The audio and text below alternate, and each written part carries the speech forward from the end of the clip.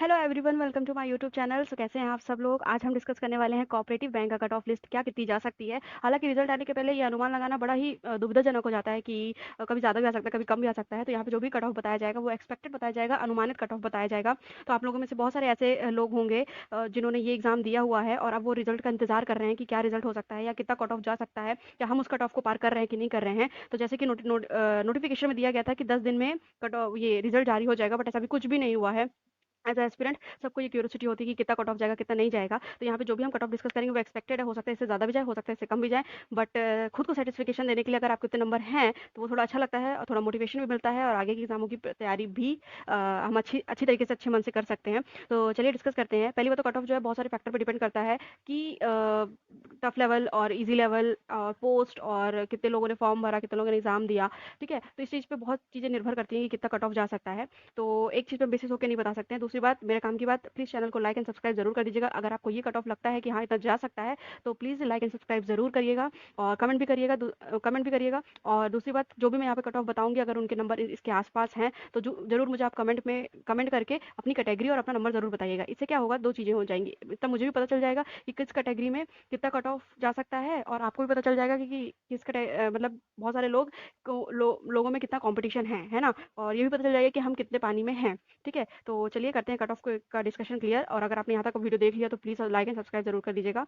और चलिए डिस्कस करते हैं कि कितना कट ऑफ लिस्ट जा सकता है। तो पहली बात हम ये डिस्कस कर लें कि यहाँ पे पोस्टें निकली थी दो, सोसाइटी मैनेजर की और कंप्यूटर ऑपरेटर की पोस्ट निकली हुई थी। ठीक है, तो सोसाइटी मैनेजर की कितनी पोस्टें निकली हुई थी, 1358। और क्लर्क मैनेजर की कितनी पोस्टें निकली हुई थी, 896 पोस्टें निकली हुई थी, है ना। और दूसरी बात इसमें ये चीज़ भी थी कि इसमें क्या था कि 80 मार्क्स आपको ये जो मार्क्स हैं ये आपको क्लियर करने ही करने हैं। अगर आप इससे कम है तो इसका मतलब आप पास नहीं माने जाएंगे, मेरिट लिस्ट में नहीं आ पाएंगे। ठीक है, तो जितने जिनके इतने हैं तो कॉन्ग्रेचुलेशन, आपके उतने हैं। 80 अगर मार्क्स हैं तो आप ये अपने आप को सेफ जोन में समझ सकते हैं। बट यहाँ पे पूरा रिजल्ट डिपेंड करेगा मेरिट बेस पे कि कितनी मेरिट जाती है ना। बहुत सारे लोगों के ऐसा है कि 160 भी आए हुए हैं, बहुत सारे के ऐसा है 150 और 140 भी रिजल्ट आया हुआ है। तो क्या पता इनसे ही सारी लिस्ट भर जाए। ठीक है, तो ये है कि 80 जो है ये आपका सेफ जोन था। दूसरी बात, यहाँ पे बोला गया था कि 40 में से 12 मार्क्स की इंग्लिश ये बननी ही चाहिए। अगर आपके सारे 40 में से सबके अच्छे अच्छे नंबर है कि 35 है 30 है सारे सब्जेक्ट में, लेकिन अगर आपकी इंग्लिश में 12 नहीं 11 या 10 है तो आप बाहर माने जाएंगे। ठीक है, तो ये भी आप लोगों को बहुत मतलब ये भी आप लोगों को पता होगा। ठीक है, दूसरी बात, जैसे कि ये एग्ज़ाम हो चुका है 23 से 28 मार्च के बीच में, ये एग्ज़ाम खत्म हो चुका है। ठीक है, और आप देखते हैं यहाँ पे डिस्कस करते हैं कि ये बोला गया था कि जो सोसाइटी मैनेजर का पेपर था थर्ड डे, उसका पेपर जो था वो टफ आया था। थोड़ा लेवल क्या हुआ था, बढ़ा था, टफ नहीं कहा जा सकता। लेवल ये था कि थोड़ा बढ़ा था, थोड़ा कैलकुलेटिव रहा होगा। ठीक है, तो ये अपन ने डिस्कस कर लिया। ठीक है, टोटल पोस्ट अपन ने डिस्कस कर ली, और लेवल पता कर लिया। और इसी 80 मार्क्स थे कि आप इतना अगर कर रहे हैं तो आप क्लियर माने जाएंगे। ठीक है, तो अब यहाँ पे अपन डिस्कस करते हैं कि कितना जा सकता है, प्लस इसमें माइनस मार्किंग भी थी, जैसे कि आपको पता होगा आपने पेपर दिया है तो। ठीक है, तो ये है कट ऑफ कैटेगरी वाइज।